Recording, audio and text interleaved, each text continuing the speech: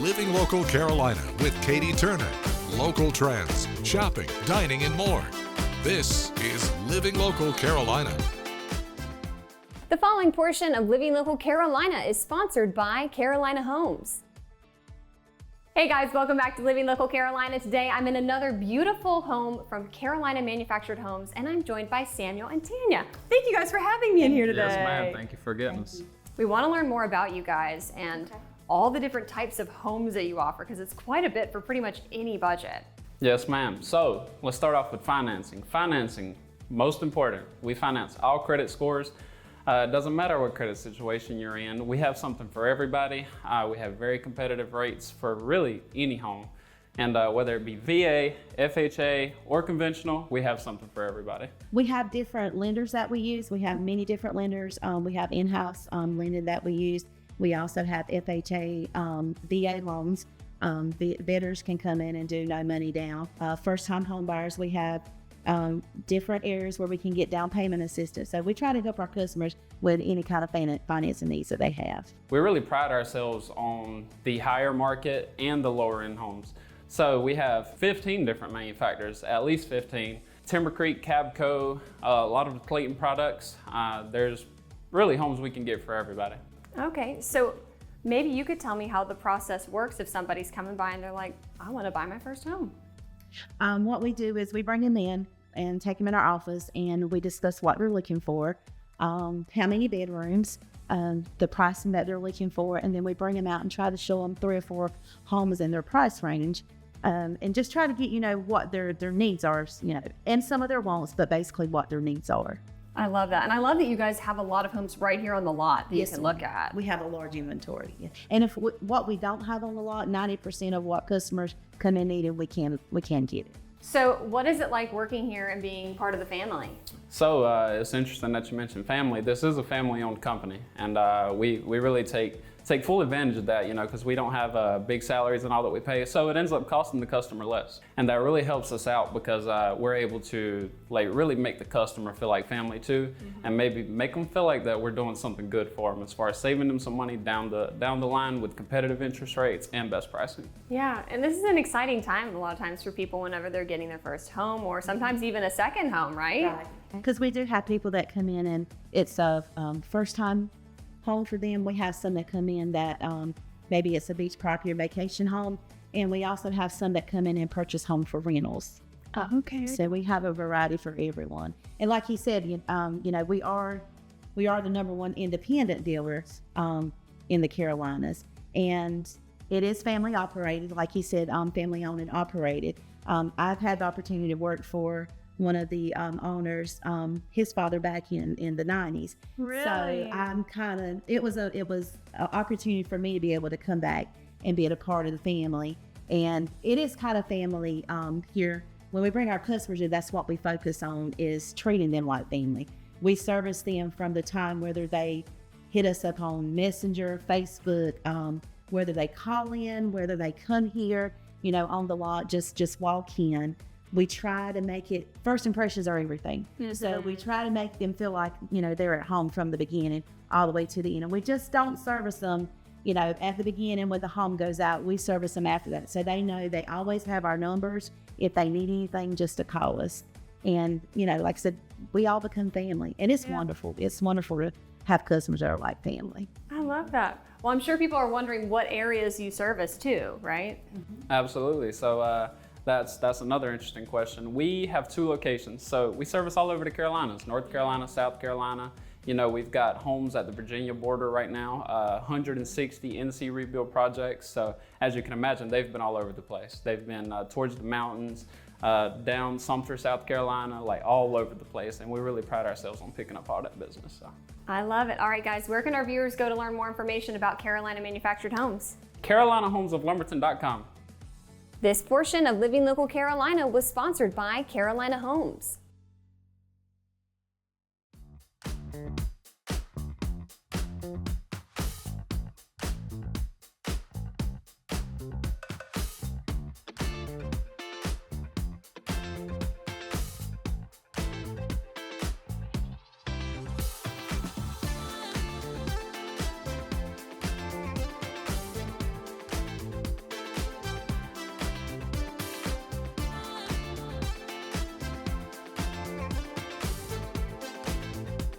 We'll be back right after this break with more Living Local Carolina.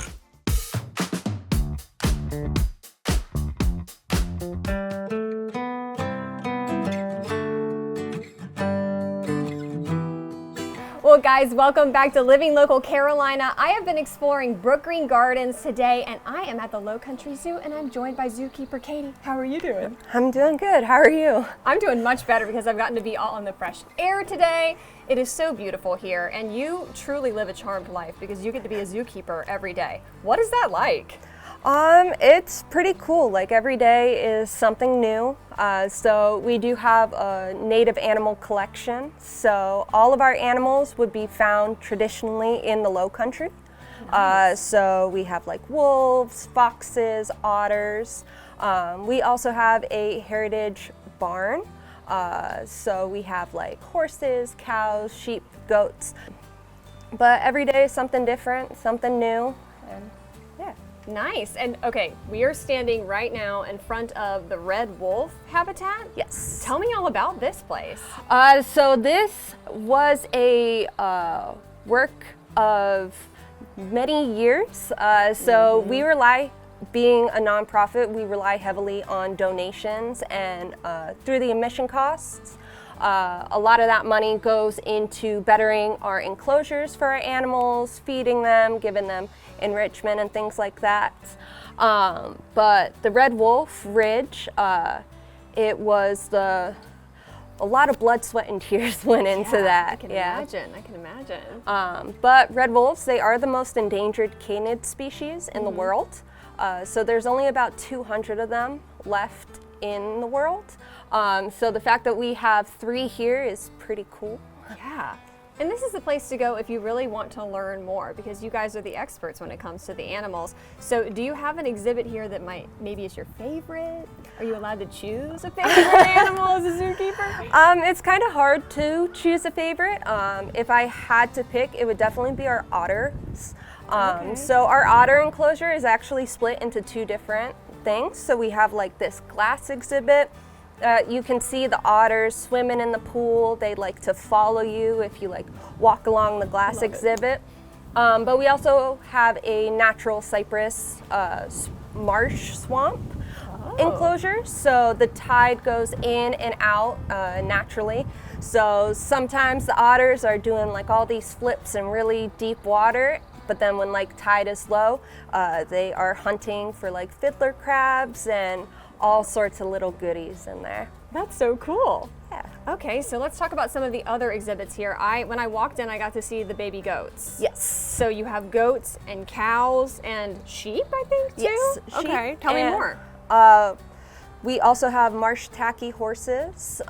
So all heritage breeds. Our Spanish goats here are actually specifically the Low Country Spanish goats. So they all came from an island in South Carolina. So we specifically breed them. We're part of a breeding program in order to keep that kind of like subspecies lineage going. Very cool.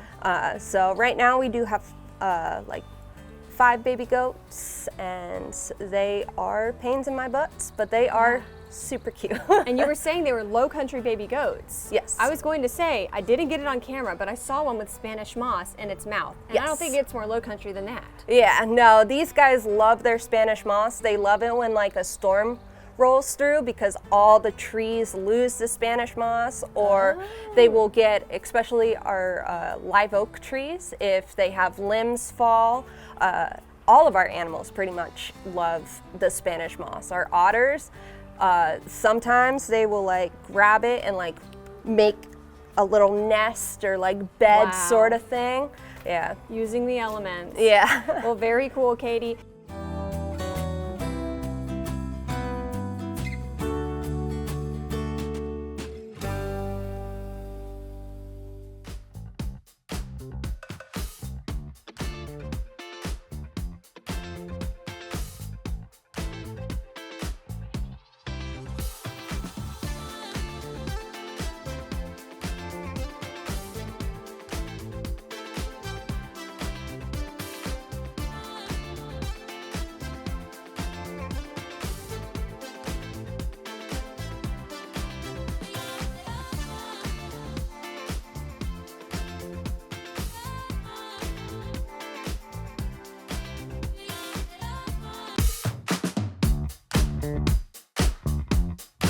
Hey guys, welcome back to Living Local Carolina. Today I'm back with my friend Shannon from Long Bay Symphony.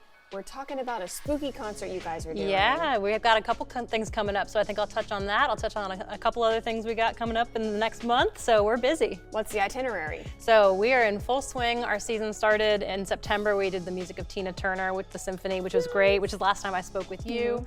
We actually just came off of our first Masterworks concert of the season. We did Tchaikovsky's Fifth Symphony, so we're just on a roll now. So we've got a couple things coming up. First thing I'll mention is next week on October 16th, we have one of our major fundraisers for the year. We do Symphony Uncorked.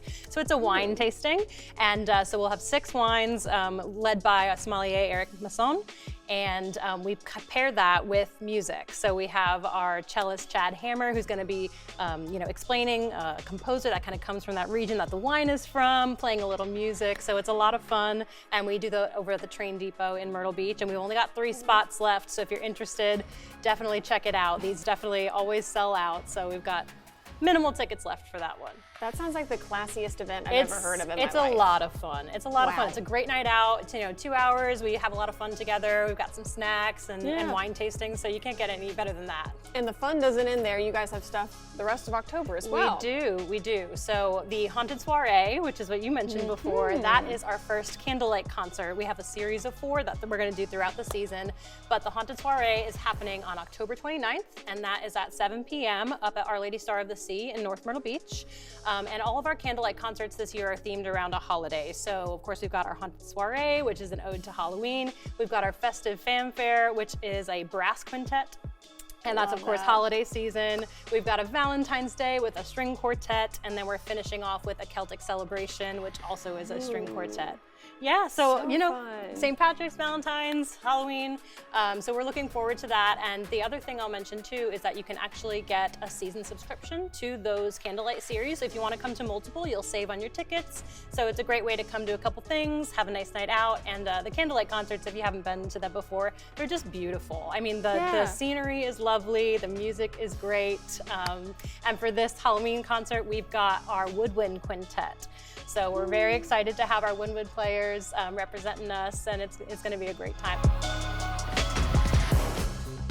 This story is sponsored by Seaside Furniture Gallery and Accents.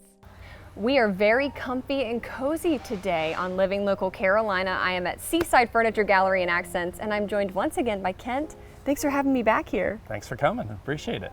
It looks very different than the last time I was in here. Yeah, we're moving the showroom, so we're very excited about the change that's going on here at Seaside.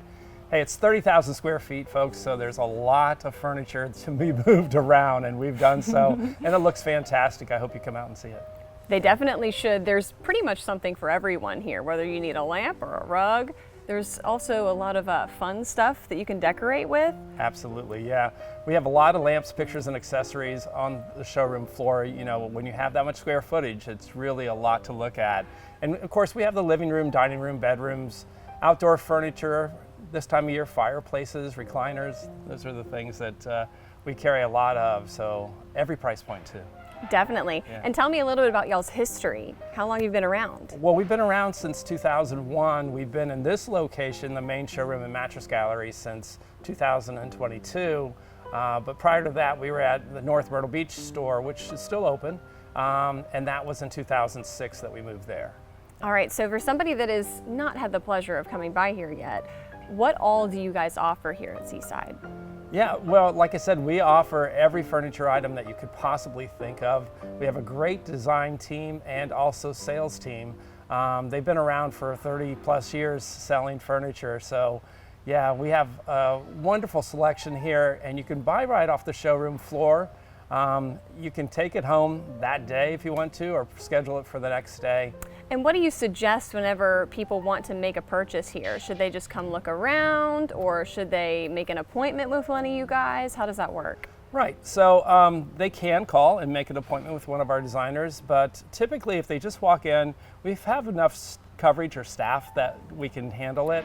And what we ask, if they have a brand new home, bring the floor plans if you have it, bring your floor sample if you have it, or, you know, I always say bring your favorite picture and wear your favorite outfit, because those are going to be telling signs as to what colors you like. This story is sponsored by Seaside Furniture Gallery and Accents.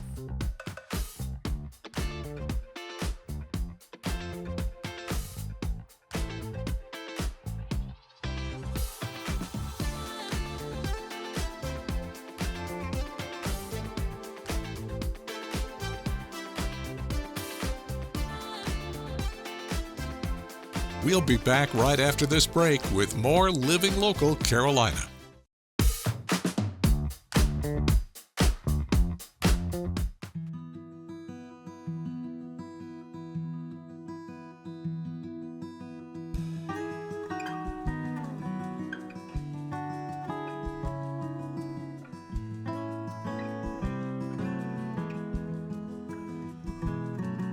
Guys, this is such a treat. I am joined by Ranger Mike, and we are at Atalaya Castle. How are you doing today? I'm doing great. So good to see you. I've been looking forward to this for a very long time. I want you to tell me all about this place, and it's so rich in history. Indeed, it is. In fact, this is it's a National Historic Landmark. Yeah. One of only two that we have in the South Carolina State Park Service. All right, so tell me the story. So this was the winter home of Archer and Anna Hyatt Huntington. Those are the people who built Brooklyn Gardens, which is literally right across the street. Anna was a world famous sculptor who made a self-made woman. She was considered probably the 10th wealthiest self-made woman in the country at the time she married her husband, Archer Huntington. Archer was one of the wealthiest men in the country. He inherited a vast fortune from his father, Hollis B. Huntington. Made the original Huntington family fortune with California Gold Rush, selling supplies to folks hoping to buy gold. Turns out that's where the real money was. Then invested that into Transcontinental Railroad, helping to build the first railroad, unite East and West Coast of the country together, and then invested in the Newport News shipyard. So Archer's his only son inherited this vast fortune from his father. And clearly he did a pretty good job spending some of that. He did. In I fact, might say so. yeah, so Archer actually devoted his whole life to philanthropy, giving that fortune away. Yeah. He used to joke about himself that wherever he put his foot down, a museum was sure to string on. That was kind of his hobby. Yeah. In addition to building Brooklyn Gardens, he also built the Mariner Museum in Newport News and the American Hispanic Society Museum in New York City. That's incredible. And to think we have this gorgeous structure now to come here and enjoy. It's a little different than it probably was back in the day when they were living here. A little bit, yeah. So what actually brought the Huntingtons to South Carolina? They had very fine estates in New York and Connecticut. But shortly after they were married, Anna had been diagnosed with tuberculosis. So it was actually a search for health in a warmer climate that brought the Huntingtons originally to South Carolina, which still brings a lot of folks here. And nowadays, that huge chunk of land is now mostly Brooklyn Gardens, but 2,500 acres on the east side of Highway 17 became Huntington Beach State Park in 1960.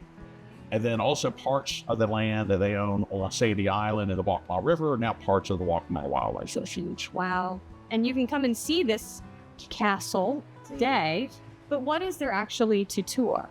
So the Atalaya Castle, which by the way, castle is what everybody in the community called the building. It's not what they simply refer to it as Atalaya, which is Spanish for watchtower, by the way. And it refers to the very literal centerpiece of the building right behind us. Having never lived in the South before, the Huntingtons were very concerned about mosquitoes.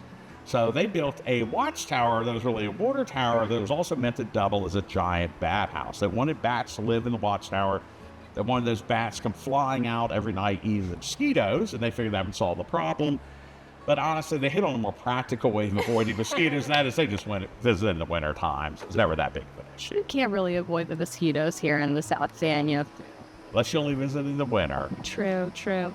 All right, Ranger Mike, I appreciate you talking to me about this. Where can people go to get tickets? Do they have to get them here? Can they get them online? How does all that? So the admission into Atalaya is separate from the park admission. So the admission into Atalaya is $2 per person. Atalaya during the warmer months is open from 9 a.m. until 5 p.m. And you can buy your tickets right here at the building. Throughout the summer, there will be guided tours of Atalaya on weekdays at 2 p.m. and on Saturdays at noon.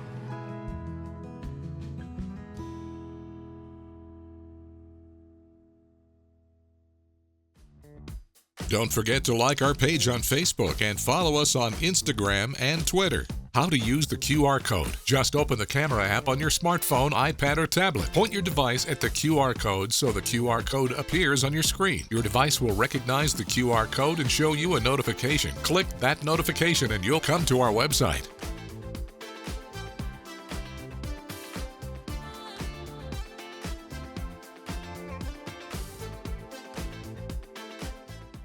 Living Local Carolina, weekday mornings at 9:30 on WBTW News 13.